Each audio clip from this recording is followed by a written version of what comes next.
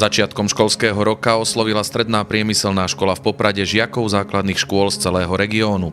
Talentovaní deviatáci si mohli zmerať svoje sily v umeleckej i technickej oblasti.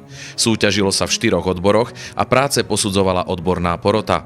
V týchto dňoch porota skončila svoju prácu a vedenie školy sa rozhodlo slávnostne oceniť najlepších.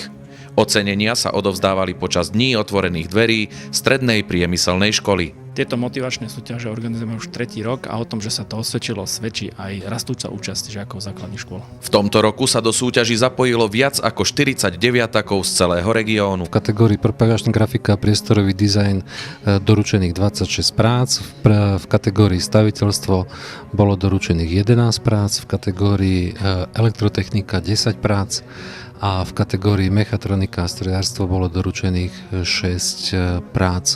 Celkovo všetci žiaci, ktorí boli zapojení do súťaže, zaberali, alebo tie školy, na ktorých pôsobia tí súťažiaci, sú z celého regiónu. Víťazi boli aj zo Slovenskej Vsi alebo zo Starej Ľubovne a na druhej strane nám poslali práce žiaci zo Svitu, zo Spišskej Belej a pochopiteľne aj z Popradu. Ceny boli naozaj lákavé. Víťazi jednotlivých kategórií si domov odniesli tablet, ostatní dostali športové hodinky a USB kľúče. Organizátori vyhlásili aj tzv. Facebookovú súťaž, kde prihlásené práce hodnotila široká verejnosť. V odbore staviteľstvo dostala najviac lajkov Andrea Havlíčková zo základnej školy Komenského Svit a v odbore propagačná grafika a priestorový dizajn Zuzana Višňová zo základnej školy s materskou školou Komenského v Poprade. Všetky tieto ceny boli zakúpené z prostriedkov projektu Ministerstva školstva a takisto z prostriedkov podnikateľskej činnosti Strednej priemyselnej školy Poprad.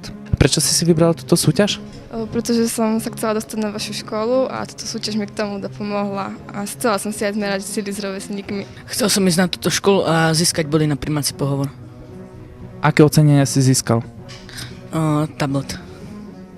Čo hodláš s ním spraviť? Hrať sa s ním a použiť ho možno aj na školu. Prečo si sa prihlásil na túto súťaž? No, lebo mám záujem študovať na túto škole a zaujímavé ma stroje a také veci. Aby som sa dostala na túto školu a aby som získala body. Bolo to ťažké? Ani nie. Tá celková práca mi trvala, aby som ju nakreslila 4 dní.